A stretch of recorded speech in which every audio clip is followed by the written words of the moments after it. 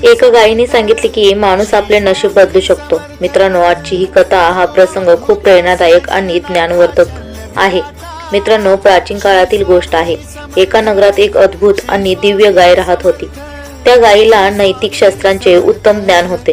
नगरातील सर्व लोक त्या गायीची सेवा करत असत. एके दिवशी नगरातील एक कुत्रा त्या गायीजवळ येतो आणि म्हणतो, हे गाय माता, नगरातील सर्व लोक तुझी पूजा सेवा करतात, तुला चांगले चांगले अन्न देतात, पण मला कोणीही प्रेम करत नाही. सगळेजण मला दगड मारून हकलून देतात. मी माझे नशीब बदलू शकतो आणि इच्छितो आणि गाय बनू शकतो. सांगा, मी माझे नशीब कसे बदलू शकतो? कारण मला माहिती आहे की तुला सर्व गोष्टींचे ज्ञान आहे, म्हणून तू मला सांगू शकतेस. तेव्हा गाय म्हणते, या विषयावर मी तुला एक गोष्ट सांगते. या गोष्टीतून तुला समजेल की कोणी आपले नशीब कसे बदलू शकतो आणि ते कसे शक्य आहे. मित्रांनो, गाय आपली गोष्ट सुरू करते. गाय सांगते की काही काळापूर्वीची ही गोष्ट आहे. एका छोट्याशा खेड्यात सोमेश नावाचा एक साधा शेतकरी राहत होता. त्याचे जीवन अत्यंत गरिबी आणि अडचणींनी भरलेले होते. सोमेशला 3 मुले होते आणि तो आपल्या कुटुंबाचा उदरनिर्वाह करण्यासाठी खूप मेहनत करत होता. काही काळानंतर त्यांच्या पत्नीने पुन्हा गर्भधारणा केली आणि काही महिन्यांनी तिने 4थ्या मुलाला जन्म दिला. 4थ्या मुलाच्या जन्मामुळे सोमेश आनंदाने उंच बळून गेला. सोमेशला वाटत होते की त्यांचे 4ही मुले मोठे होऊन कमवू लागले की त्यांचे जीवन आणि म्हातारपण सुखमय आणि आरामदायक होईल. या नवीन आनंदामुळे सोमेश आणि त्यांची पत्नी अत्यंत आनंदी होते. जेव्हा शेजारी पाजारी लोकांना हे कळले की त्यांच्या घरी पुन्हा मुलाचा जन्म झालाय, तेव्हा नातेवाईकांनी शेजारी त्यांचे अभिनंदन करण्यासाठी त्यांच्या घरी आले. सगळीकडे आनंद साजरा होत होता आणि सोमेशच्या घरी आनंदाचे वातावरण पसरलं होतं. याच दरम्यान त्यांच्या दारावर एक प्रसिद्ध संत भिक्षा मागण्यासाठी आले. महात्मोजींनी दारावर उभे राहून भिक्षेसाठी आवाज दिला. त्या दिवशी सोमेशच्या घरी मोठा शुभ प्रसंग होता. त्यामुळे जेव्हा त्याने दारावर संतांना पाहिले तेव्हा तो ताबडतोब बाहेर गेला. साधू महाराजांना पाहून त्याने आदरपूर्वक म्हणाले, गुरुदेव, आज आपण माझ्या घरी या शुभ दिवशी आले आहात. हे माझ्यासाठी सौभाग्याचे आहे. कृपया घरात येऊन काही जलपान घ्या आणि माझ्या नवजात मुलाला तुमचे आशीर्वाद द्या.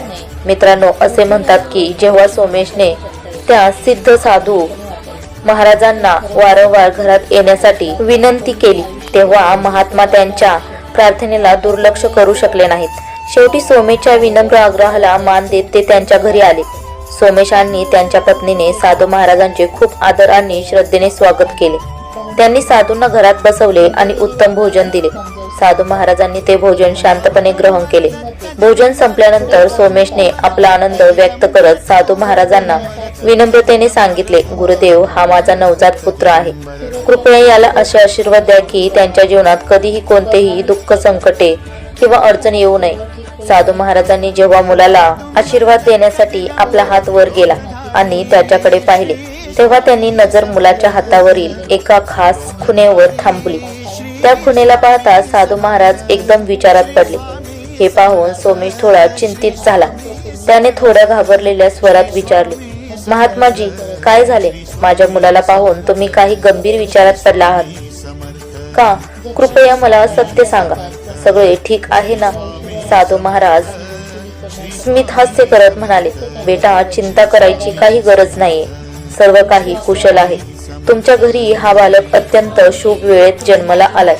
त्याच्या हातावर जी खास खूण आहे तो संकेत करतो की हा मुलगा खूपच भाग्यवान आहे.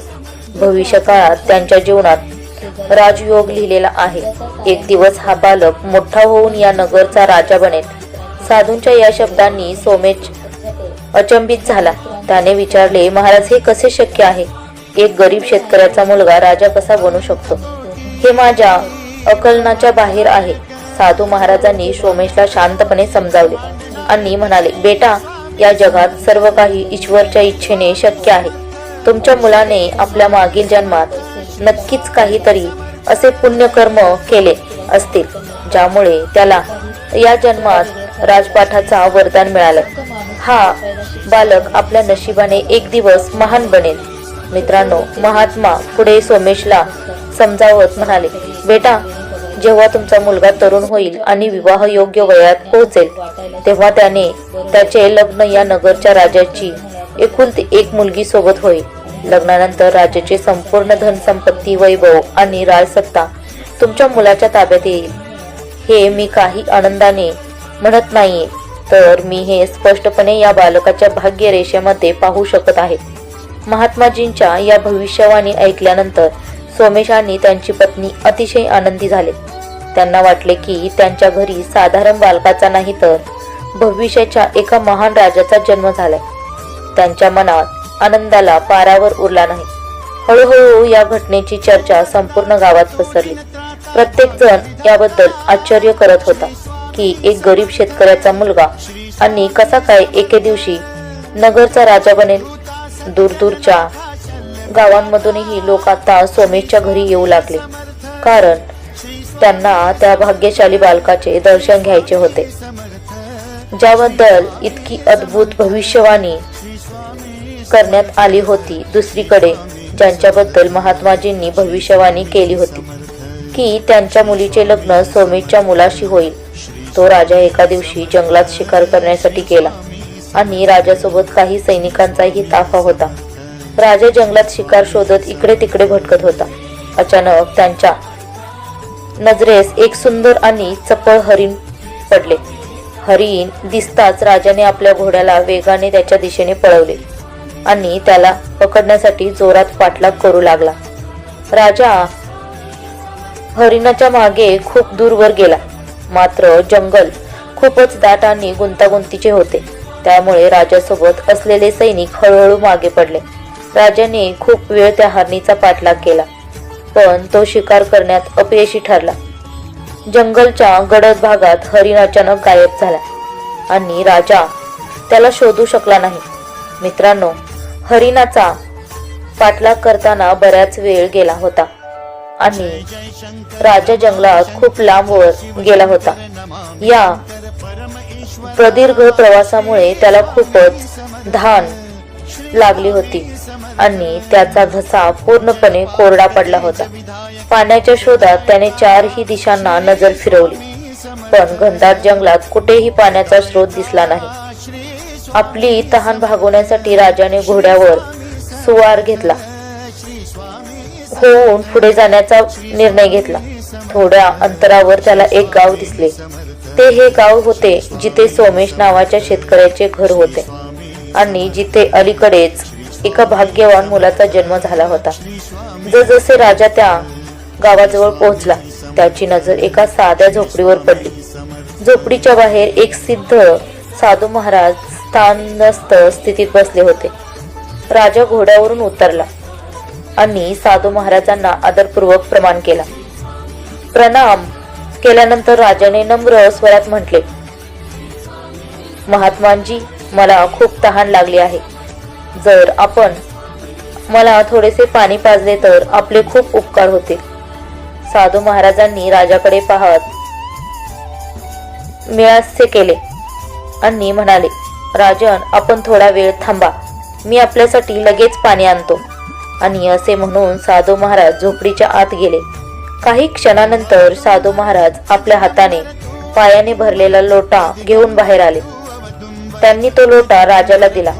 राजाने खूप समाधानाने ते पाणी पिले आणि आपली तहान भागवली.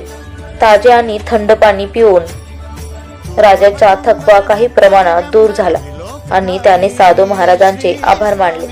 तसेच राजा परत जाण्याची तयारी करत होता.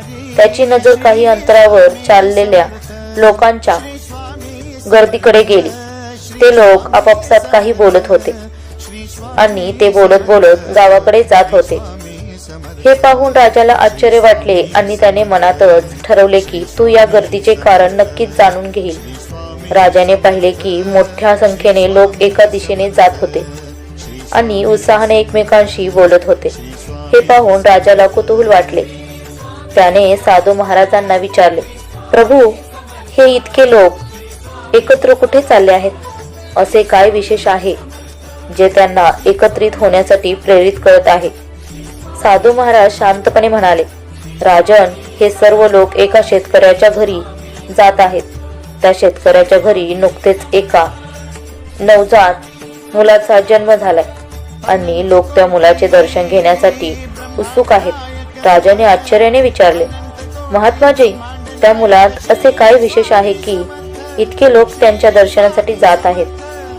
तो बालक सामान्य नाही का? साधू महाराज स्मित हास्य करत म्हणाले, राजन, त्या मुलाच्या हातावर एक विशिष्ट निशाण आहे आणि तो निशाण हे सूचित करतो की तो भविष्यात या राज्याचा राजा बनेल. हा मुलगा साधारण नाही. त्याच्या नशिबाची रेषा सांगते की त्याचे भाग्य त्याला राजगादीपर्यंत पोहोचवेल. हे ऐकून राजा आणि व्यंगपूर्ण स्वरात म्हणाला, महात्माजी, हे सर्व काल्पनाम्य आणि असत्य आहे. असे कधीच होऊ शकत नाही.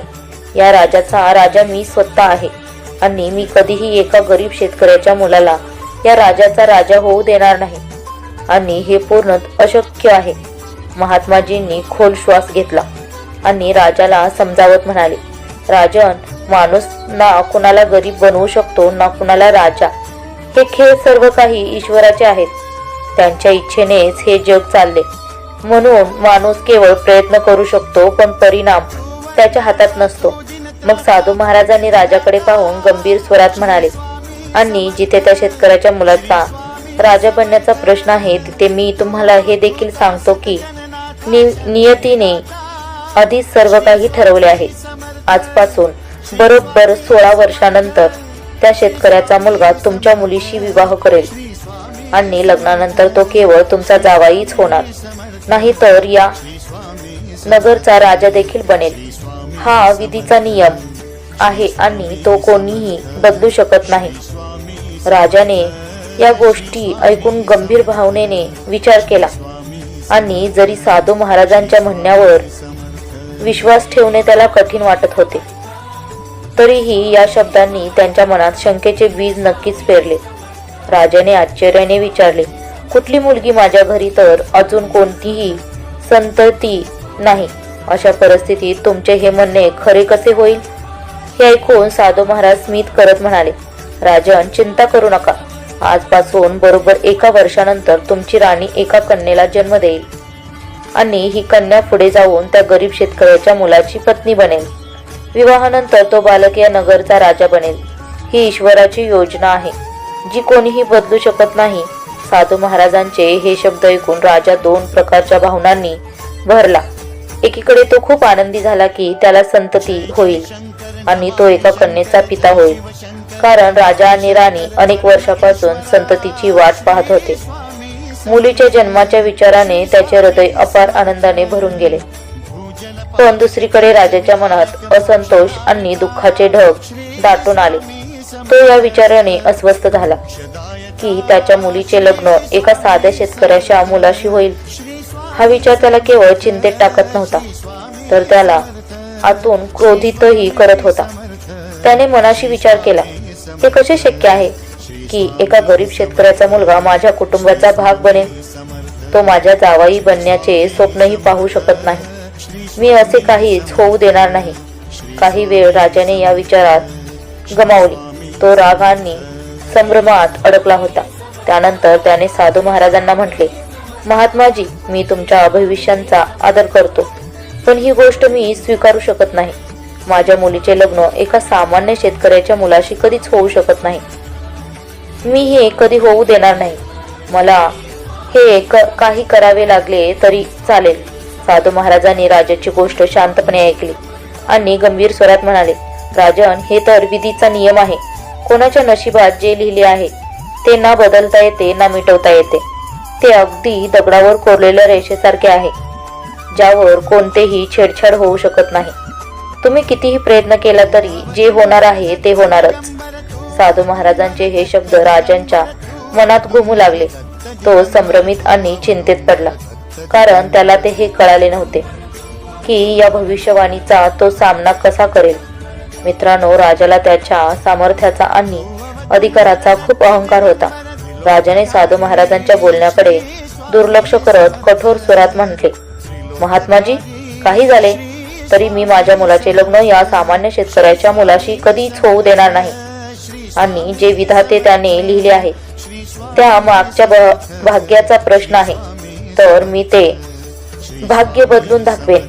माझ्या निर्णयासमोर कोणती भविष्यवाणी टिकू शकत नाही. साधू महाराजांनी राजाचे शब्द ऐकून हलक्या स्मितासह उत्तर दिले, राजन, तुम्ही इथे आहात आणि मीही इथे आहे.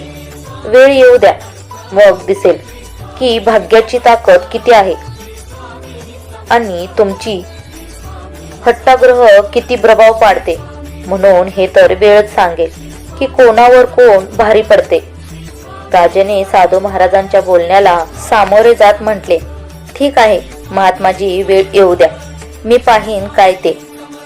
एवढे बोलून राजाने साधू महाराजांना प्रणाम केले आणि आपल्या घोड्यावर बसला आणि महालाकडे परतला. महालात पोहोचूनही राजाचे मन शांत झाले नाही. तो गहन चिंतेत बुडाला होता आणि विचार करत होता, मी असे काय करू ज्यामुळे ही समस्या सुटेल. असा उपाय असावा की सापही मरो आणि लाठीही लुटू नये. माझ्या मुलीचे लग्न त्या गरीब शेतकऱ्याच्या मुलाशी होऊ नये. पण हे सगळे शांतपणे आणि कुठलाही वाद न होता व्हायला हवे. राजाचे डोकं पूर्ण रात्र याच विचारात गुंतलेले होते. त्याने विचार केला, योजना अशी असावी की ज्यामुळे सर्वांचे लक्ष चुकवता येईल आणि समस्या कायमस्वरूपी सोडवता येईल. बऱ्याच वेळ विचार केल्यानंतर राजाला एक युक्ती सुचली. त्याने दुसऱ्या दिवशी साधूचा वेश धारण केला आणि त्या गावाकडे निघाला जिथे सोमेश नावाचा शेतकरी राहत होता. राजाने आपला वेश असा बदलला की कोणालाही तो ओळखता येणार नाही. गावात पोहोचल्यानंतर त्याने अनेक लोकांना विचारले, भाऊ, तुम्ही मला त्या घरचा पत्ता सांगू शकता का जिथे अलीकडेच एका मुलाचा जन्म झालाय. गावकऱ्यांनी सहजपणे उत्तर दिले, महात्माजी, ते घर सोमेश नावाच्या शेतकऱ्याचे आहे. ते गावच्या पूर्व टोकाला आहे. तिथे जाऊन तुम्हाला ते घर सापडेल. राजाने गावकऱ्याचे आभार मानले आणि सोमेशच्या घराकडे निघाला. बऱ्याच शोधानंतर जेव्हा राजा सोमेशच्या घराजवळ पोहोचला तेव्हा त्याने घराबाहेर उभे राहून मोठ्याने आवाज दिला, कोणी आहे का? त्या साधूला दान देण्याची कृपा कोण करेल का? साधूचा आवाज ऐकून सोमेश लगेच बाहेर आला आणि पाहिले. त्याने साधूला पाहताच श्रद्धेने प्रणाम केला आणि विचारले, महात्माजी, मी तुमची कोणती सेवा करू शकतो? साधू, जो प्रत्यक्षात राजा होता, त्याने गंभीर स्वरात उत्तर दिले, मी खूप दूरवरून आलो आहे. तू मला काही दान देऊ शकशील का? माझा प्रवास खूप लांबचा होता आणि मी खूप थकलो आहे. हे ऐकून सोमेशने उत्साहाने म्हटले, बाबा, कृपया थोडी प्रतीक्षा करा. मी लगेचच घरातून काहीतरी घेऊन येतो. पण सोमेश काही आणण्यासाठी आत जाण्यापूर्वी साधूंच्या वेशातील राजाने म्हटले, तुझ्या घराकडे पाहून मला असे जाणवत आहे की अलीकडेच येथे एखाद्या मुलाचा जन्म झालाय आणि जर मी चुकीचा नसतो तर त्या मुलाच्या उजव्या हातावर निळ्या रंगाचा एक विशेष खून असेल. पण मग सोमेश आश्चर्यचकित होत म्हणाला, हो बाबा, तुमचे म्हणणे अगदी बरोबर आहे. माझ्या चौथ्या मुलाच्या हातावर खरोखरच अशी खून आहे. हे ऐकून साधू म्हणाला, मग तू मला त्या मुलाला दाखवू शकशील का? मी त्याला पाहून काही महत्वाचे सांगू इच्छितो. सोमेश तात्काळ आपल्या घरात गेला आणि आपल्या नवजात मुलाला घेऊन बाहेर आला. त्याने मुलाला साधूंच्या समोर आणले. साधू, जो प्रत्यक्षात राजा होता, त्याने त्या मुलाकडे बारकाईने पाहिले आणि गंभीर स्वरात म्हटले, तुझ्या मुलाचे भविष्य खूप उज्ज्वल होऊ शकते. तो मोठा होऊन महान व्यक्ती बनू शकतो. पण यात एक मोठी अडचण आहे. हे ऐकून सोमेश चिंतेत पडला आणि नम्रतेने त्याने विचारले, महात्माजी, कृपया स्पष्ट सांगा, अडचण कशाची आहे? साधूने हळूहळू सांगितले, पहा, तू एक गरीब शेतकरी आहेस.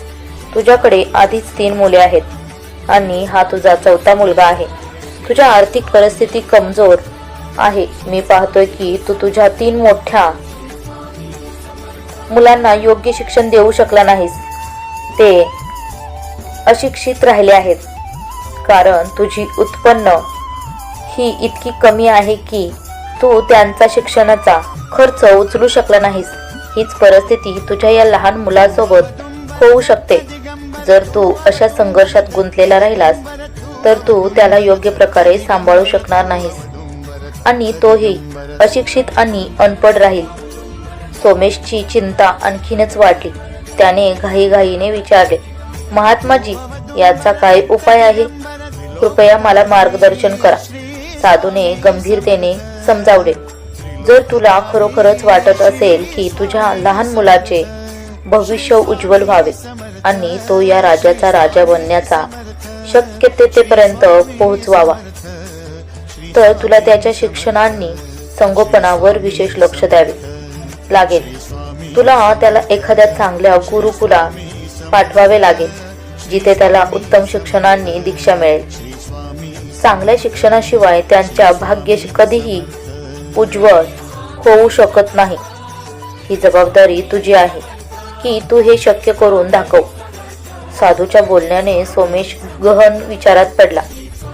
त्याने जाणवले की आपल्या मुलाच्या उज्ज्वल भविष्यासाठी आपल्याला नक्कीच आपल्या मर्यादांवर मात करून काही पुढे पाऊल हे उचलावे लागेल. मित्रांनो, साधू महाराजांनी गंभीरतेने सोमेशला सांगितले, पहा, मला असे वाटत नाही की तुझ्याकडे इतकी क्षमता आहे की तू आपल्या मुलाला ती शिक्षा आणि संस्कार देऊ शकशील जे त्याच्या उज्ज्वल भविष्यासाठी आवश्यक आहेत. माझा एक सल्ला आहे, तो आपला हा मुलगा काही वर्षासाठी माझ्या संरक्षणात सुपूर्त कर. मी त्याला माझ्या गुरुकुलात घेऊन जाईल, जिथे त्याला उत्तम शिक्षण आणि संस्कार मिळतील. मी त्याला फक्त ज्ञानी आणि विद्वानच नाही बनवणार, तर त्याचा असा चारित्र्य निर्माण करेल की तो भविष्यात महानतेच्या शिखरावर पोहोचेल. आणि जर तो अशिक्षित राहिला तर त्याचे भविष्य अंधारात जाण्यापासून कोणीही वाचू शकणार नाही. साधू महाराजांचे हे शब्द ऐकून सोमेश विचारात पडला. तो मनातल्या मनात विचार करू लागला, साधू महाराज जे काही सांगत आहेत ते पूर्णपणे सत्य आहे. जर माझ्या मुलाला भविष्यात या नगरचा राजा व्हायचे असेल तर त्याला शिक्षित आणि योग्य म्हणणे अत्यंत आवश्यक आहे. पण माझी गरिबी आणि अशिक्षितपणा माझ्या मुलाच्या शिक्षणात अडथळा ठरेल. त्याने ठरवले की साधू महाराजांच्या शरणात आपल्या मुलाला काही काळासाठी पाठवण्याचा विचार योग्य ठरू शकतो. आणि काही वेळानंतर सोमेशने मंद स्वरार्थ म्हटले, साधू महाराज, तुमचे म्हणणे अगदी योग्य आहे. मी मानतो की जर माझ्या मुलाला राजा व्हायचे असेल तर त्याला शिक्षित होणे आवश्यक आहे. पण यात एक समस्या आहे. माझी पत्नी आपल्या मुलाला आपल्यापासून दूर कधीच होऊ देणार नाही. ती याला काही काळासाठी आमच्यापासून वेगळे होण्यास तयार होणार नाही. साधूच्या वेशातील राजाने त्याला बोलण्याला शांतपणे ऐकले आणि सौम्य स्वरात उत्तर दिले, पहा, मी तुमच्याकडून तुमचा मुलगा कायमस्वरूपी मागत नाही. मी त्याला फक्त काही वर्षासाठी मागतोय. माझ्यासोबत नेणार आहे, जेणेकरून त्याचे भविष्य शिक्षण पूर्ण होईल. जेव्हा तो 18 वर्षाचा होईल आणि त्याचे सर्व ज्ञान आणि कौशल्य पूर्ण होतील, तेव्हा मी त्याला तुमच्याकडे परत आणून देईन. त्यानंतर तुम्ही तुमच्या मुलासोबत सुख शांतीने राहू शकता. राजाने पुढे समजावत सांगितले, हा विचार करा की या काळातील त्याग किती मोठे फळ घेऊन येईल. तुमचा मुलगा विद्वान, योग्य आणि या राज्याच्या भविष्यातील राजा बनेल. तुमच्या याचा परिणाम असा होईल ज्याची कल्पनाही तुम्ही करू शकत नाही. जर तुम्ही त्याला अशिक्षित ठेवले तर तो एक साधा जीवन जगेल, आणि पण जर तुम्ही त्याला माझ्या देखरेखीखाली पाठवले तर तो एक असामान्य जीवन जगेल. आता हे पूर्ण तुमच्या निर्णयावर अवलंबून आहे. साधू महाराजांचे शब्द ऐकून सोमेश आणखी गहन विचारात पडला. त्याला जाणवत होते की मुलाला काही वर्षासाठी दूर पाठवणे कठीण असले तरी त्याच्या उज्ज्वल भविष्यासाठी हे पाऊल खूप गरजेचे आहे. मित्रांनो, साधूच्या वेशात असलेल्या राजाने सोमेश केलेल्या संवादाने त्याला वाटले की त्या महात्मांच्या शब्दांमध्ये खरोखरच सत्यता आहे आणि योग्य मार्गदर्शन आहे. सोमेशला अजिबात कल्पना नव्हती की साधूच्या वेशात उभा असलेला व्यक्ती दुसरा कोणी नसून स्वतःच्या नगरचा राजा आहे आणि या गोष्टीवर मागे एक वेळीच गहन योजना दडलेली आहे. सोमेश आपल्या मनात या निर्णयाबद्दल उत्सुकता आणि चिंता घेऊन आपल्या पत्नीकडे गेला आणि तो म्हणाला, भाग्यवान, आपल्या घराच्या दारात एक खूपच ज्ञानी आणि तपस्वी महात्माजी आले आहेत. त्यांनी विनंती केली आहे की आपण आपल्या या लहानशा मुलाला काही काळासाठी त्यांच्या संरक्षणात द्यावे आणि जेणेकरून ते त्यांचे शिक्षण दीक्षा घेतली आणि त्याला एक विद्वान, योग्य आणि महान व्यक्ती बनवतील. हे आपल्या मुलाच्या उज्ज्वल भविष्यासाठी एक सुवर्ण संधी असू शकते. सोमेशच्या पत्नीने त्यांच्या या शब्दांना ऐकले आणि त्वरित नकार देत म्हणाली, नाही, हे आपले मूल आहे आणि मी याला स्वतःपासून दूर करू शकत नाही. तो खूपच लहान आहे. एका आईसाठी आपल्या बाळाला स्वतःपासून वेगळे करणे अशक्य आहे. पण सोमेशने संयमाने तिला समजवण्याचा प्रयत्न केला. तो म्हणाला, भाग्यवान, हे मूल त्यांच्याकडे कायमचे जाणार नाही. महात्माजींनी वचन दिले आहे की जेव्हा तो 18 वर्षाचा होईल आणि पूर्ण शिक्षित व सक्षम बनेल तेव्हा ते त्याला आपल्याकडे परत आणून देतील. विचार कर, जर आपले मूल अशिक्षित राहिले तर त्याचे भविष्य काय असेल. पण जर त्याला चांगले शिक्षण मिळाले आणि गुरुकुलात उच्च शिक्षण घेतले तर एक दिवस तो या नगरचा राजा होऊ शकतो. आपल्या मुलाच्या उज्ज्वल भविष्यासाठी आपण इतकंही त्याग करू शकत नाही का? सोमेशच्या वारंवार समजवण्याने आणि त्याच्या शब्दामागील सत्यतेने मुले पत्नीचा हळूहळू नकार वितळू लागला.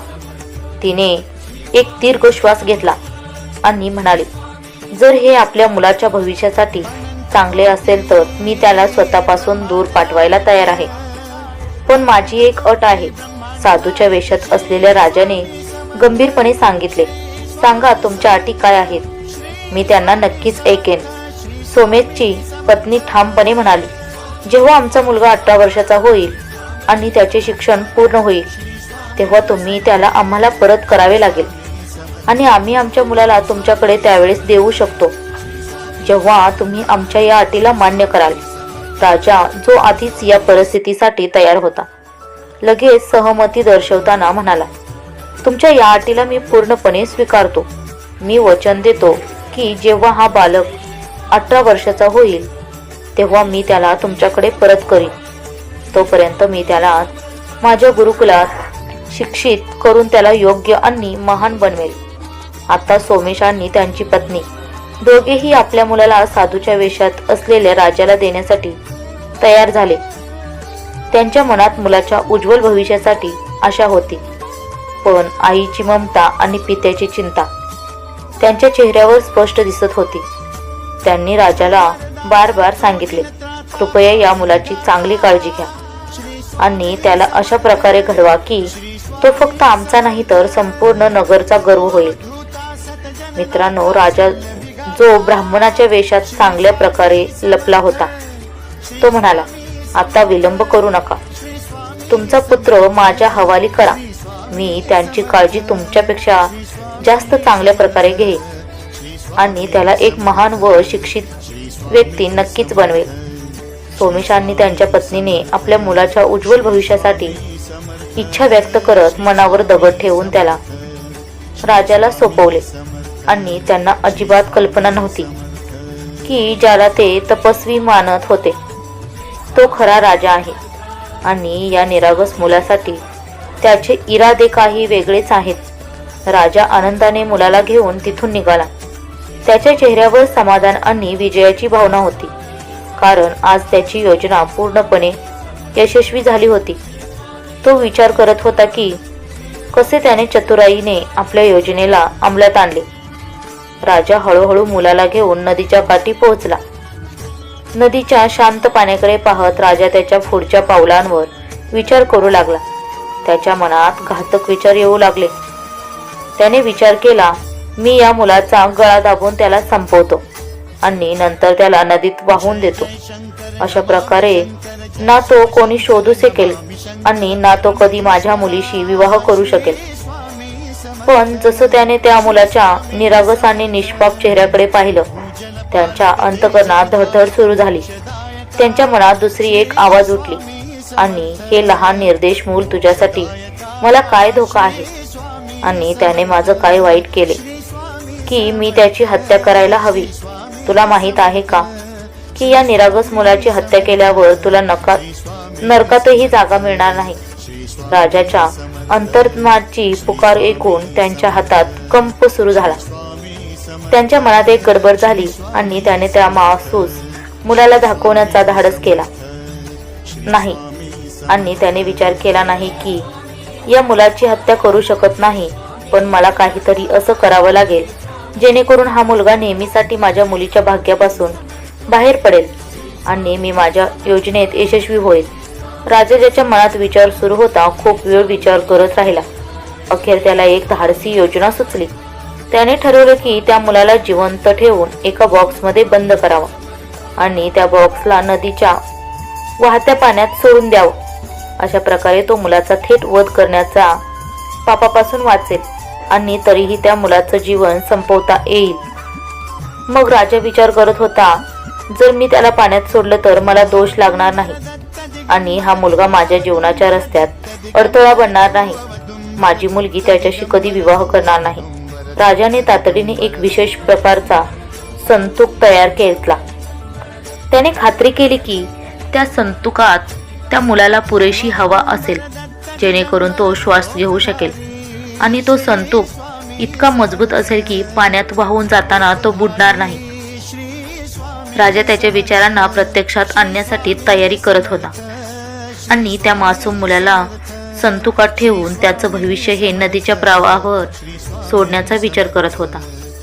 मित्रांनो, राजा जेव्हा त्यांच्या योजनेला अंतिम रूप देत होता आणि संतूक तयार झाला होता तेव्हा त्याने सोमेशच्या त्या मुलाला त्या मजबूत लाकडी संतुकात काळजीपूर्वक ठेवले आणि त्याने खात्रीही केली की संतुकात काही छिद्र असतील जेणेकरून मुलाला श्वास घेता येईल. त्यानंतर राजा मनाशी ठरवून शांतपणे आणि थंड्या इराद्याने त्या संतुकाला नदीच्या पाण्यात सोडून दिलं. जसा संतूक नदीच्या धारेसोबत वाहू लागला तसं राजाने एक दीर्घ श्वास घेतला आणि आपल्या महालाच्या दिशेने परत निराव्यासाठी घोड्यावर चढला. पण आता राजा अत्यंत आनंदी होता. तो आपल्या विचारात मग्न होता आणि मनाशी विचार करत होता, मी भाग्याची रेषा बदलून ठेवली आहे आणि तो मुलगा जो माझ्या भविष्याच्या दृष्टीने धोका बनू शकत होता आता समाप्त होईल. नदीच्या गाभ्यात आणि त्याच्या उचलात तो संतूक नष्ट होईल आणि त्यासोबत या मुलाचा जीवन नष्ट होईल. तेव्हा या मुलाचा अस्तित्वात नक्की संपुष्टात येईल आणि तेव्हा माझ्या मुलीच्या सोबत त्याचं लग्न होणं अशक्य नाही. हे विसरून राजा आता शांतता आणि समाधान अनुभवत होता.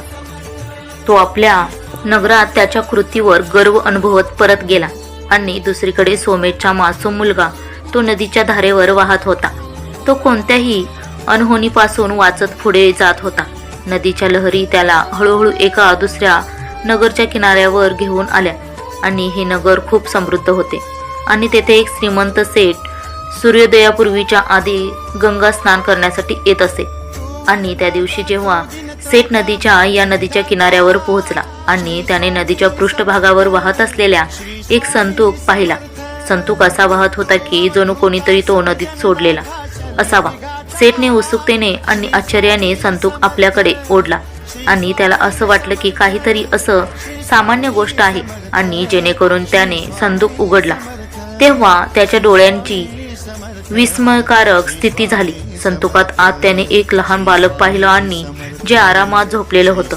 मुलगा शांत होता, जणू त्याला या विचित्र स्थितीचा काहीही अंदाज नाही. सेठ अत्यंत आनंदित झाला आणि त्याने लगेचच त्या मुलाला आपल्या छातीवर घेतलं आणि त्याच्या निरागसतेचे आणि सुंदरतेचे निरीक्षण करू लागला. त्याच्या मनात विचार आला, मी रोज गंगा नदी स्नान करण्यासाठी येतो. कदाचित ही माँ गंगेची कृपा आहे की त्यांनी मला हा अनमोल भेट दिलाय आणि माँ गंगा इतकी दयाळू आणि कृपाळू आहे की त्यांनी मला हा लहान मुलगा जुळीत दिलाय. म्हणून हे निश्चितपणे माझ्या पुण्यकर्माचा परिणाम आहे. सेठने लगेच ठरवले की तो या बालकाला आपल्या कुटुंबात सामील करेल आणि त्याने ठरवले की हा मुलगा आता त्याच्या जीवनाचा अविभाज्य भाग होईल. तो त्याला घरात घेऊन जाईल आणि आता त्याला आपल्या मुलाप्रमाणे वाढवेल आणि त्याच्यावर प्रेम आणि काळजीने त्याचे पालनपोषण करेल. सेठचे हृदय श्रद्धा आणि समाधानाने भरून गेलं आणि त्याने मा गंगाचा अनेक वेळा आभार व्यक्त केला, ज्यांनी त्यांच्या जीवनात या मुलाच्या रूपात नवीन दिशा दिली. मित्रांनो, सेठ जेव्हा या मुलाला घेऊन आपल्या घरी पोहोचला, त्याच्या पत्नीने जिज्ञासू सुरात विचारले, हा मुलगा कोणाचा आहे आणि हा तुमच्याकडे कसा आला? सेठने आपल्या पत्नीला सर्व घटनांची माहिती दिली आणि सांगितलं, भाग्यवान मा गंगेने आपली वर्षापूर्वीची प्रार्थना ऐकली आहे आणि ते आम्हाला हा अनमोल भेट देऊन गेले आहेत. आपण बराच काळ संतासाठी आस लागून बसलो होतो आणि आज मा गंगेच्या कृपेमुळे हा मुलगा आपल्याजवळ आलाय. आणि हे ऐकून सेठांच्या डोळ्यात श्रद्धा आणि आनंद भरून गेला. तिनेही मा गंगेचा आभार व्यक्त केला आणि त्या मुलाला मोठ्या प्रेमाने आणि कोमलतेने आपल्या मांडीवर घेतलं. त्यानंतर सेठ आणि सेठानीने त्या मुलाला पूर्ण हृदयाने प्रेम देणे सुरू केलं. त्यांनी त्याला आपल्या मुलाप्रमाणे वाढवायला सुरुवात केली. त्याला सर्व आवश्यक सुविधा आणि शिक्षण देण्याचा प्रयत्न केला. सेठने हे सुनिश्चित केले होते की त्या मुलाला सर्वोत्तम शिक्षण मिळावे आणि जेणेकरून तो मोठा होऊन आपल्या पायावर उभा राहू शकेल आणि एक सक्षम व जबाबदार व्यक्ती बनू शकेल. सेठ आणि सेठानींचे त्यांचं नाव हे अभिनव ठेवलं आणि हे त्यांच्या नव्या जीवनाच्या सुरुवातीचं प्रतीक बनलं. याप्रमाणे सोमेच्या शेतकन्या मुलाने आता शेठ आणि शेठणीच्या घरी दिवा होऊन चमकला. वेळ गेला आणि पाहता पाहता 18 वर्ष लोटली. अभिनव आता एक हुशार आणि तेजस्वी तरुण बनला होता. त्याची बुद्धिमत्ता आणि धैर्य यामुळे तो नगरात एक आदर्श युवक नक्कीच बनला होता. एक दिवस अभिनव आपल्या मित्रांसोबत रस्त्यावरून जात होता. त्यावेळी नगरच्या राजाचा काफिल त्या रस्त्यावरून जात होता. हा तोच राजा होता ज्याने 18 वर्षापूर्वी त्या मासूम मुलाला नदीच्या हवाले करून त्याच्या जीवनाचा धोका दूर केला होता. संयोगाने त्यावेळी एक लहान मुलगा कुठून तरी धावत आलेला आणि थेट राजाच्या काफिल्याच्या समोर उभा राहिला. तो मुलगा कदाचित अनजाण होता की राजा काफिला त्याच्या जलद गतीने जात होता आणि काफिल्यातील कोणालाही त्या मुलाकडे लक्ष दिलं नाही. त्यावेळी अभिनवची नजर त्या मासूम मुलावर पडली. त्याने पाहिलं की काफिला झपाट्याने पुढे जात आहे आणि त्या मुलाच्या जीवनाला धोका आहे.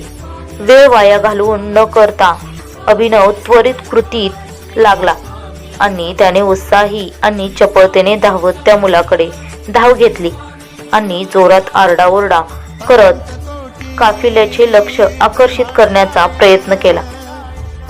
पण कुणालाही त्याच्या शब्दावर लक्ष दिलं नव्हतं. आणि नंतर अभिनव कोणत्याही भयाशिवाय आणि संकोच न करता त्या लहान मुलापर्यंत पोहोचला आणि त्याला आपल्या हातामध्ये उचलून घेतलं. या प्रकारे त्याने त्याच्या धैर्य आणि चपळतेने केवळ त्या मासूम मुलाचं जीवन वाचवलं तर सर्वांना आश्चर्यचकित केलं. काफिल्याचे लोक हे पाहून आश्चर्यचकित झाले की हा युवक आपल्या जीवाची पर्वा न करता त्या मुलाला कसा वाचवतोय. मित्रांनो, जसेच राजाची नजर अभिनवच्या हातावर पडली, त्याला दिसलं की त्याच्या हातावर तोच निळा निशाणा आहे आणि त्याने अनेक वर्षापूर्वी पाहिलं होतं. हा निशाणा त्याला खूप चांगला आठवला, कारण तो निशाणा असलेला मुलगा त्याने एक वेळ नदीत सोडला होता आणि त्याला असा विश्वास होता की तो मुलगा आता जिवंत नाही राहिला. हे विचार करून राजा आश्चर्यचकित आणि घबराटीने भरला.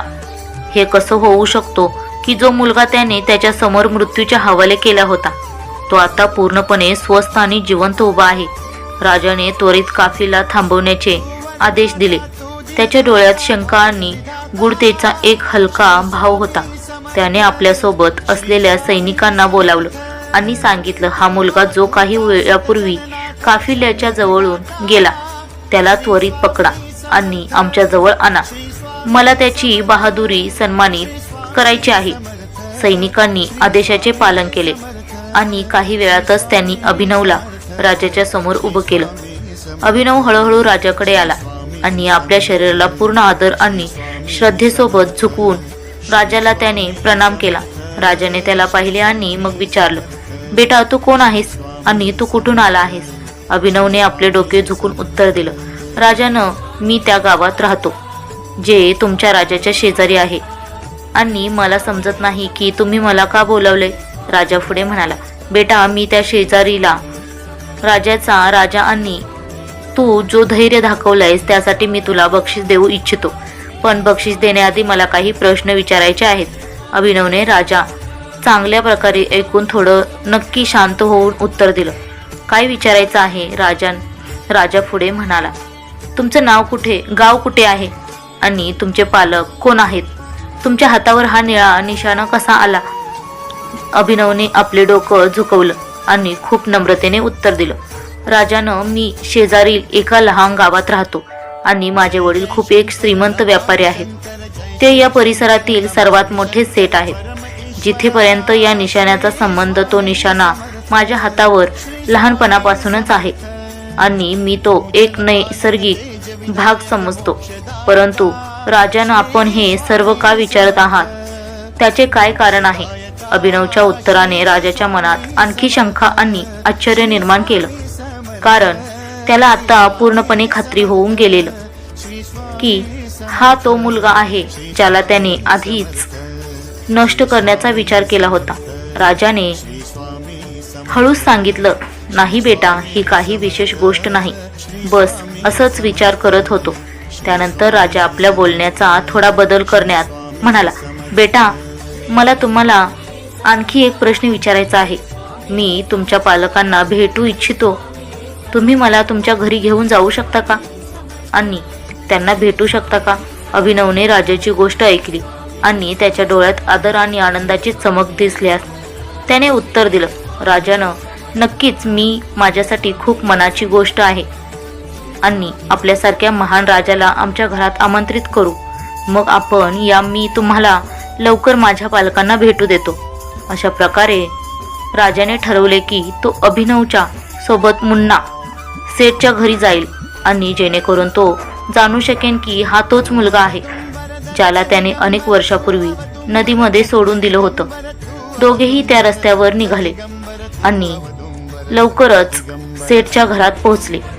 जेव्हा सेठने राजा आपल्या घराजवळ येताना पाहिलं, त्याच्या मनात जिज्ञासा उठली. त्याने विचारलं, अखेर काय कारण असू शकतं की शेजारील राजा आमच्या घरात येत आहे? हे काही सामान्य नाही. राजा जेव्हा सेठच्या घराजवळ पोहोचला तेव्हा सेठने मोठ्या आदराने राजाकडे पाहून विचारलं, महाराज, आपण कुठल्या नगरचे राजा आहात आणि आपल्याला आमच्या घरात काय येण्याची आवश्यकता आहे? राजाने सौम्य आवाजात उत्तर दिलं, सेठजी, मी तुम्हाला शेजारील राजाचा राजा आहे आणि आज मी तुम्हाला आणि तुमच्या कुटुंबाला शुभेच्छा देण्यासाठी इथं आलो आहे, असे राजा म्हणाला. सेठने थोडा चकित होऊन विचारले, कसल्या शुभेच्छा महाराज? राजा गर्वाने म्हणाला, सेठजी, तुमच्या मुलाने आज एक मोठी बहादुरी दाखवली आहे. आज त्याने आपल्या धैर्याने एका निरागस मुलाचा जीव वाचवलाय. राजाकडून आपल्या मुलाच्या बहादुरीचे कौतुक ऐकून सेठची छाती गर्वाने फुलली आणि त्याच्या डोळ्यात आनंदाचे अश्रू चमकले. त्याला खूप आनंद झाला की त्याचा मुलगा इतका धैर्यशील आहे आणि आता राजा देखील त्याच्या बहादुरीला मान देतोय. मित्रांनो, सेठ गर्वाने म्हणाला, हो महाराज, माझा मुलगा लहानपासूनच खूप धैर्यशील आणि साहसी आहे. जेव्हापासून तो आमच्या घरात आला आहे, आमच्या घरात सुख, शांती आणि समृद्धी आली आहे. तो नेहमीच आम्हाला गर्व देतो. राजा हे ऐकून थोडासा चकित झाला आणि विचारले, तुम्ही म्हणाले हा तुमचा खरा मुलगा नाही, याचा काय अर्थ आहे? सेठ थोडा वेळ गप्प राहिला, नंतर हळूच म्हणाला, महाराज, आता आपल्याला काय लपवायचं? हा माझा असली मुलगा नाहीये. याला मी एक दिवस नदीच्या किनाऱ्यावर एका संतुकात तो सापडलं होतं. आणि राजाच्या डोळ्यात आश्चर्याची लहर उमटली आणि त्याने लगेचच समजून घेतलं की हा तोच मुलगा आहे ज्याला त्याने काही वर्षापूर्वी नदीत सोडून दिलं होतं.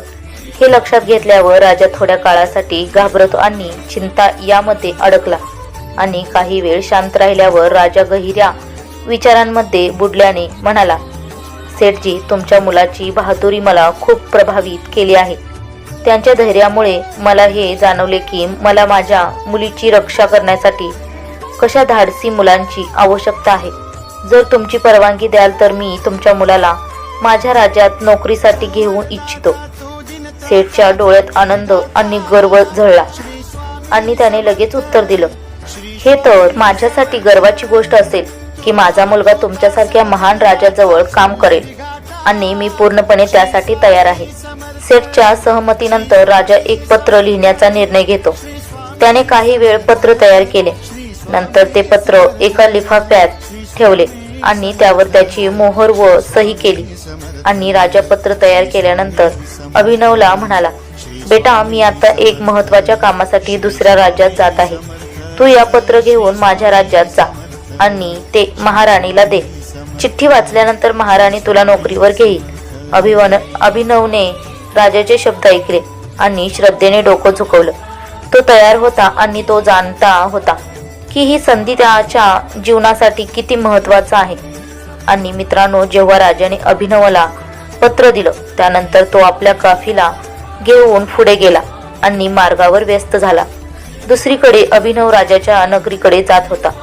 जाताना तो एक घनदाट जंगलात पोहोचला. जंगल इतकं घनदाट होतं की त्याला रस्ता गमावण्यात वेळ लागला नाही. आपल्या गोंधळलेल्या मनामुळे त्याने अजाणतेपणे दुसऱ्या दिशेने वळले आणि हा मार्ग डाकूंच्या अड्ड्याकडे नेत होता. अभिनवच्या डोळ्यांनी एक झोपडी दिसली आणि पाहिली आणि तिचं रूप पाहून त्याच्या मनात विचार आला की नाही, आज रात्री इथेच आराम करून घ्या. जंगलात रात्र घालवण्यापेक्षा ही झोपडी चांगली ठरेल असा विचार करून तो हळूहळू झोपडीकडे चालू लागला. जेव्हा तो झोपडीच्या आत पोहोचला तेव्हा तिथलं दृश्य पाहून तो थक्क झाला. झोपडी बाहेरून अतिशय तुटलेली आणि साधी दिसत होती, पण आतलं दृश्य आनंद वेगळं होतं. झोपडीमध्ये जिने बनलेली होती आणि त्या जिन्यावर चढल्यावर एका आलिशान महालात पोहोचता येत होतं. अभिनवने हे दृश्य पाहून विचार केला की हे काय रहस्य असू शकते. जिन्याद्वारे तो महालापर्यंत पोहोचला आणि तिथे त्याला एक वृद्ध स्त्री दिसली जी रखवाली करत होती. जेव्हा वृद्ध स्त्रीने अभिनवला पाहिलं तेव्हा ती आश्चर्यचकित झाली आणि बोलली, बेटा, तू कोण आहेस आणि कुठून आलास? इथे बिना परवानगी कसा आला? अभिनवने आपली यात्रा आणि मार्गाच्या गोंधळाची पूर्ण कथा वृद्ध श्रीला सांगितली. त्याने सांगितले की तो राजाच्या महालाकडे जात होता, पण मार्ग चुकला आणि आता इथे पोहोचला. त्याने विनंती केली की कृपया मला इथे एक रात्र थांबण्याची परवानगी द्या. मी वचन देतो की सकाळी होताच मी तिथून निघून जाईन. वृद्ध स्त्रीने त्याची गोष्ट शांतपणे ऐकली आणि मग म्हणाली, बेटा, तुमचा इथे थांबण्याला मला काहीही विरोध नाही, पण तुम्हाला माहिती नाही की तुम्ही ज्या ठिकाणी उभे आहात ते डाकूचा अड्डा आहे आणि जर त्यांनी जाणलं की इथे अनोळखी माणूस आला आहे तर ते तुम्हाला जिवंत सोडणार नाहीत. इथे थांबणं खूपच धोक्याचं होऊ शकतं. मित्रांनो, अभिनवने वृद्ध स्त्रीला उत्तर दिलं, माझ्या मते रात्री उशिरा झालाय आणि आता जंगलात पुढे जाणं खूपच धोकादायक वाटतंय. इतक्या रात्री मी कुठे जाईन? तसेच मी पूर्णपणे मार्ग चुकलोय. जर मी बाहेर जायला प्रयत्न केला तर जंगलातील प्राण्यांनी मला शिकार बनवू शकतात. अशा परिस्थितीत तुमच्याच हातात माझं भविष्य आहे. अभिनवच्या विनंती आणि चिंता ऐकून वृद्ध श्रीचं हृदय हरळलं आणि तिला त्या मुलावर दया आली. तिने अभिनवला तिथे रात्री थांबण्यासाठी परवानगी दिली. काही वेळानंतर डाकू त्यांच्या अड्ड्यात परतले. जसंच की त्या डाकूंनी झोपडीच्या कोपऱ्यात झोपलेले अभिनव पाहिला त्यावर त्यांची नजर गेली आणि ते वृद्ध श्रीकड प्रश्न विचारू लागले. एक डाकू विचारतो, अम्माजी, हा मुलगा कोण आहे आणि हा आमच्या अड्ड्यावर काय करत आहे? वृद्ध श्रीने शांतपणे उत्तर दिलं, बेटा, हा एक अत्यंत नेक दिलाचा मुलगा आहे. तो राजाकडून एक संदेश घेऊन राजमहालात जात आहे आणि तो बेरोजगार आहे आणि कामाच्या शोधात तो गोंधळलेला होता आणि गडबडीत इथे आला आहे. पण डाकूंची शंका अजूनही पूर्णपणे मिटली नव्हती. दुसऱ्या डाकूने सांगितले, तुम्ही किती भोळी आहात. तुम्ही तो कोण आहे हे न ओळखता त्याला इथे येऊ दिलं. जर कोणी आमची राजाला माहिती दिली तर आम्हाला मोठं संकट येईल. त्यानंतर दुसऱ्या डाकूने सांगितले, थांबा, मी याची तपासणी करतो. बघतोय हा राजाचा गुप्तचर तर नाही ना. असं म्हणत तो सोडलेल्या अभिनवच्या जवळ जाऊन त्याची तपासणी करू लागला. जसं त्याने अभिनवची तपासणी केली. त्याच्या खिशातून राजाकडून दिलेली पत्रिका बाहेर पडली, ज्यावर राजाचा शिक्का आणि हस्ताक्षर होतं. डाकूने पत्रिका सावधपणे उघडली आणि वाचायला सुरुवात केली. मित्रांनो, पत्रिका वाचून डाकू हैराण होऊन म्हणाला, अरे हे काय आहे? आपल्या राजाचा राजा खूप घाणेरडा आणि नीच आहे. वृद्ध श्रीने आश्चर्यचकित होऊन विचारलं, बेटा, पत्रिकेत असं काय लिहिलं आहे जे तुमच्या राजाला नीच ठरवतं? डाकूने उत्तर दिलं, आजी, या पत्रिकेत लिहिलं आहे की जेव्हा हा मुलगा तुमच्याकडे पोहोचेल आणि ही पत्रिका तुम्हाला देईल तर तुम्ही त्याचा वध करून मारून टाका आणि हे काम माझ्या येण्याआधी पूर्ण झालं पाहिजे. बाकीचे प्रश्न मी तुम्हाला नंतर सांगतो, असं त्यात लिहिलं होतं. वृद्ध श्रीच्या चेहऱ्यावर राग दिसला आणि ती म्हणाली, हा राजा खरंच खूप दृष्ट आहे आणि जो एका निरागस मुलाला मारायचा आदेश देत आहे तो फक्त संदेश आणण्यालाच नाही तर मला देखील धोका देत आहे. वृद्ध श्रीच्या मनात एक विचार आला की तिला या मुलाला कुठल्याही किमतीवर वाचवायचं आहे. ती डाकूंना म्हणाली, तुम्ही पत्रिका बदलून द्या. मी जाणते की आपल्या राज्यात एक राजकुमारी आहे जिचं नाव शिवानी आहे. त्याने तुम्ही पत्रिकेत लिखाण बदलून त्यात 20 शब्द शिवानीच्या विवाहाच्या संदर्भात बदलून द्या आणि या प्रकारे राणी समजेल की तिला आपली मुलगी शिवानी याचा विवाह या मुलाशी करावा लागेल. डाकूने वृद्ध श्रीच्या गोष्टीला मान्यता दिली आणि त्याने पत्रिकेत बदल केला. 20चा शब्द शिवानीच्या विवाहासाठी बदलला आणि पत्रिका पुन्हा लिफाफ्यात ठेवून सोडलेल्या अभिनवच्या खिशात घालून दिली. आणि हे डाकूने सर्व खूप काळजीपूर्वक केलं जेणेकरून कुणीही त्याचा हा खोटा खेळ ओळखू नये. त्यानंतर डाकूने जेवण केले आणि त्याच्या अड्ड्यावर परत जाऊन चोरीसाठी बाहेर गेला.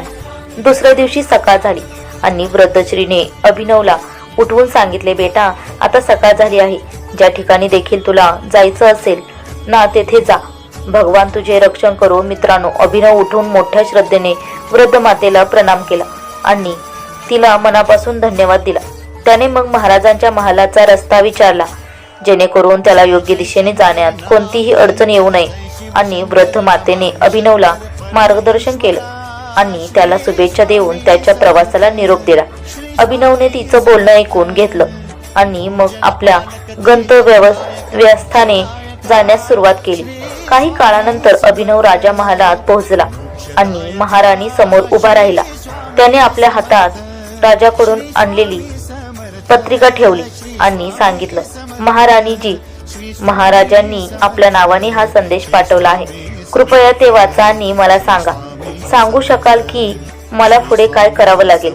महाराणीने पत्रिका उघडली आणि वाचन सुरू केलं. त्यात लिहिलं होतं, हा मुलगा जो ही पत्रिका घेऊन आलाय, तुम्ही लगेचच त्याचा विवाह राजकुमारी शिवानी सोबत करा आणि कार्य माझ्या येण्यापूर्वी होणं आवश्यक आहे. बाकीचे प्रश्न मी परत येऊन समजावतो. पत्रिका वाचून महाराणीच्या मनात अनेक प्रश्न आले. ती विचार करू लागली, महाराज, या मुलासाठी अशी कोणती विशेषता पहिली की त्याला आपल्या राजकुमारीशी विवाह करण्याचा आदेश दिला? शेवटी राजकुमारी शिवानीचा विवाह एका अनोळखी मुलाशी कसा होऊ शकतो? पण जेव्हा तिने पत्रिकेवर राजाचे हस्ताक्षर आणि शिक्क्यांना पाहिलं आणि हे देखील वाचलं की राजा नगर परत आल्यानंतरच तिच्या प्रश्नांची उत्तरे देईल, तेव्हा महाराणीला परिस्थिती समजून घेण्यासाठी वेळ मिळाला. महाराणीने लगेचच पंडिताला बोलावलं आणि त्याला पत्रिकेबद्दल सांगितलं. पंडिताच्या सल्ल्यानुसार महाराणीने राजाच्या आदेशाचे पालन करत अभिनव आणि राजकुमारी शिवानीचा विवाह घडून आणला. अशा प्रकारे अभिनवने राजकुमारी शिवानीशी विवाह केला आणि आनंदाने राजा महालात राहू लागला. त्याने महालात शांती आणि सुखाने आपलं जीवन व्यतीत केलं. जणू काही एक स्वप्न सत्य झालं असं वाटत होतं. मित्रांनो, काही दिवसांनी राजा त्यांच्या सर्व कामना पूर्ण करून आपल्या राज्यात परत आला. तो खूप आनंदित होता आणि त्याला असं वाटत होतं की जसं त्याने ठरवलं होतं. तो मुलगा महालात पोहोचताच राणी त्याला विष देऊन मारून टाकेल. राजा विश्वास ठेवत होता की त्याने घेतलेला निर्णय योग्य होता आणि आता त्याने आपल्या नशिबाच्या लिहिलेल्या गोष्टीला नष्ट केलं. पण जसंच राजा महालात पोहोचला आणि त्याने पाहिलं की अभिनव त्याच्या राजगादीवर बसलेला होता, त्याचे हृदय वाऱ्यासारखे उडाले. राजा त्याला पाहून चकित झाला. त्याला काही समजलं नाही की हे कसं होऊ शकतं, कारण त्याने त्या मुलाला राणीकडे पाठवलं होतं जेणेकरून ती त्याला विष देऊन मारून टाकेल.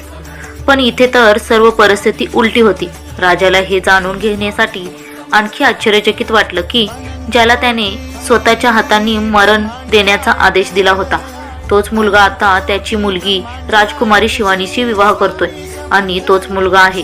त्याचं नाव साधू महाराजांनी आधीच भविष्यवाणी केली होती. हे पाहून राजाचा राग इतका वाढला की तो संतापाने तडफडत होता. आता त्याला आपल्या पत्नी महाराणीवर खूप राग आला, कारण राणीने त्याच्या आदेशाचं पालन केलेलं नव्हतं. राजाने राणीला रागाने विचारलं, जेव्हा मी तुम्हाला सांगितलं होतं की त्या मुलाला विष देऊन मारून टाका, तर तुम्ही त्याचं लग्न आपल्या मुलीशी कसं केलं? राजाची बोलणी ऐकून राणी थोडी घाबरली आणि शांत आवाजात उत्तर दिलं, महाराज, मी जे काही केलं ते तुम्ही सांगितलेल्या आदेशानुसार केलं. यात माझी काही चूक नाही. राणीचं उत्तर ऐकून राजा आणखी भडकला आणि त्याने तिला त्वरित पत्रिका आणण्याचा आदेश दिला. राणी घाबरून पत्रिका घेऊन आली आणि राजाने त्याला उघडून वाचलं आणि पत्रिकेत जे लिहिलं होतं ते वाचून राजाच्या डोळ्यात आश्चर्य चमकले. त्यात त्याला अपेक्षित असं काहीच लिहिलं नव्हतं. त्यात काही वेगळंच होतं आणि आत्ता राजा पूर्णपणे परिस्थिती समजलाय. मित्रांनो, राजा आता पूर्णपणे रागाने भरला होता आणि त्याने आपल्या सैनिकांना जोरात आवाज देऊन सांगितलं, जाऊन त्या मुलाला पकडून लगेच माझ्या समोर आणा.